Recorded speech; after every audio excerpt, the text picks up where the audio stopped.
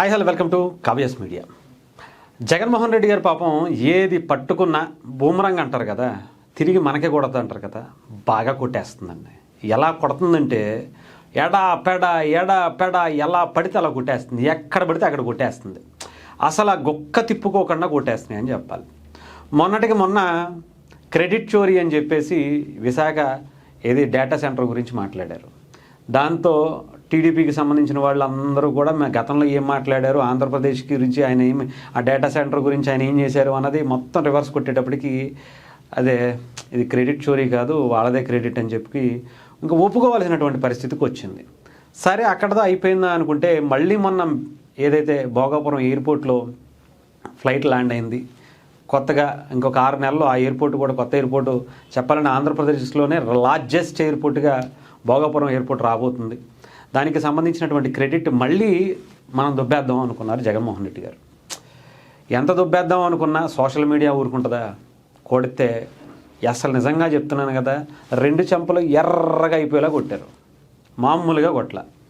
ఇది గతంలో మీరు మాట్లాడినటువంటి మాటలు ఏంటి, దాని మీద వేసినటువంటి కేసులు ఏంటి, మీరు మీ నాయకులు ఆఖరికి జగన్మోహన్ రెడ్డి గారితో పాటు ఆ సాక్షి పేపర్లు సాక్షి టీవీల్లో ఊదరగొట్టేశారు కదా.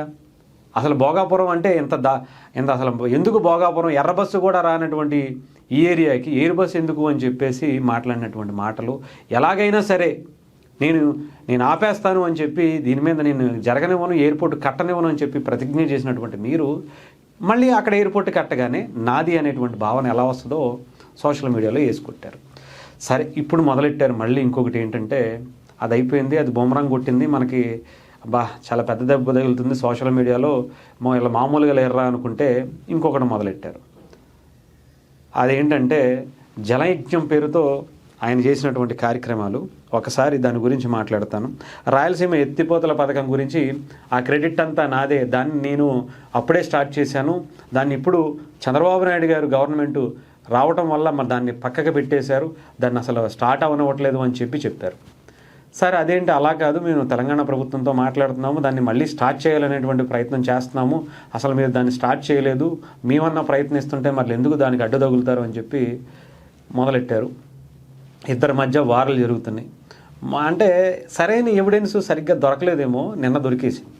అది ఎలాగంటే అప్పటి తెలంగాణ మంత్రి హరీష్ రావు గారు మాట్లాడినటువంటి మాటల్ని, అప్పటి జగన్మోహన్ రెడ్డి గారు మాట్లాడినటువంటి మాటల్ని అన్నీ తీసుకొచ్చి మళ్ళీ ఎడాపెడా కొట్టేస్తున్నారు. పాపం జగన్మోహన్ రెడ్డి గారికి నిద్ర పట్టనివ్వకుండా చేస్తున్నారు సోషల్ మీడియాలో అని చెప్పాలి. ఏంటో ఒకసారి వినిపిస్తాను. సాక్షిలో ఇచ్చినటువంటి ఆర్టికల్ ఆయన చాలా బాగా మాట్లాడతారు. సిద్ధం చేసుకోండి అంటారు కదా, ఇంకా కొట్టండ్రా డప్పులు తీయండ్రా ఇది అని చెప్పినటువంటి వ్యక్తి ఆ యాంకరు మళ్ళీ ఇంకొక ఎలివేషన్ ఇచ్చారు. దాని గురించి ఒక్కసారి హరీష్ రావు గారు స్పందించినటువంటి వీడియోని ఒక్కసారి మీకు వినిపిస్తారు. రాయలసీమ ఎత్తిపోతల పథకం ఎందుకు ఆగిపోయింది? 2020 మే 5 నాటి వైఎస్ఆర్సీపీ ప్రభుత్వం చేపట్టిన ప్రాజెక్టు ఈ 19 నెలల్లో ముందుకు ఎందుకు సాగలేదు? తడారిన గొంతులను తడిపేందుకు ఏపీకి హక్కుగా దక్కిన నీటిని వాడుకునేందుకు శ్రీశైలంలో 800 అడుగుల నీటి మట్టం నుంచి రోజుకు 3 టీఎంసీల చొప్పున నీటిని ఎత్తిపోసే ఈ ప్రాజెక్టుకు గ్రహణంలా మారింది ఎవరు? ఈ ప్రాజెక్టు 2020లోనే జగన్మోహన్ రెడ్డి గారు ఉన్నప్పుడు బీఆర్ఎస్ ప్రభుత్వం ఎన్జీటీకి స్టే తెచ్చింది. అయిపోయా ఏముంది ఈ ఒక్క వీడియోతో పాపం కొట్టుకున్నారు. అసలు సోషల్ మీడియాలో పేటీఎం బ్యాచ్ ఒక రేంజ్లో రెచ్చిపోయారు. అసలు రాయలసీమ ఎత్తిపోతల పథకానికి సంబంధించి జగన్మోహన్ రెడ్డి గారు అంత చేశాడు ఇంత చేశాడు, ఇదేముంది మేమంతా ముందుకు తీసుకెళ్ళిపోయాం, కట్టేసాం, ఆల్మోస్ట్ నీళ్లు వదలటమే లేట్ అన్నట్టుగా మాట్లాడేశారు. అక్కడ స్టే తెచ్చింది ఎవరు అంటే అప్పటి వాళ్ళ దోస్తులే ఇద్దరు. మొన్న అది జగన్మోహన్ రెడ్డి గారితో పాటు ఆయన బర్త్డేకి ఫోటోలు వేయించుకున్నారు కదా, ఆ దోస్తులే. మొత్తానికి అర్థమైంది జగన్మోహన్ రెడ్డి గారు ఆంధ్రప్రదేశ్ని అంధకార ఆంధ్రప్రదేశ్గా ఒక కంపెనీ తీసుకురాకుండా, ఒక ప్రాజెక్టు కట్టనివ్వకుండా ఇక్కడ వాళ్ళంతా కూడా బాగుండాలి అనుకునేటువంటి విధంగా జగన్మోహన్ రెడ్డి గారి చేతులు కలిపి మొత్తానికి ఆంధ్రప్రదేశ్లో ఎటువంటి అభివృద్ధి కానీ, ఎటువంటి కంపెనీలు కానీ, యువతకి ఎటువంటి అవకాశాలు లేకుండా చేయటానికి ఇక్కడ ప్రభుత్వంతో కలిసి ఆయన ఏం చేశారో చాలా క్లారిటీగా బయటపడింది. జగన్మోహన్ రెడ్డి గారు అక్కడ కడదామనుకున్నారు, బాగానే ఉంది, కానీ మరి అంత దగ్గర సంబంధాలు ఉన్నాయి కదా, మరి ఎందుకని స్టే చేస్తే అన్నీ మూసుకొని కూర్చోవాల్సి వచ్చింది జగన్మోహన్ రెడ్డి గారు అని చెప్పి ఇప్పుడు అడుగుతున్నారు.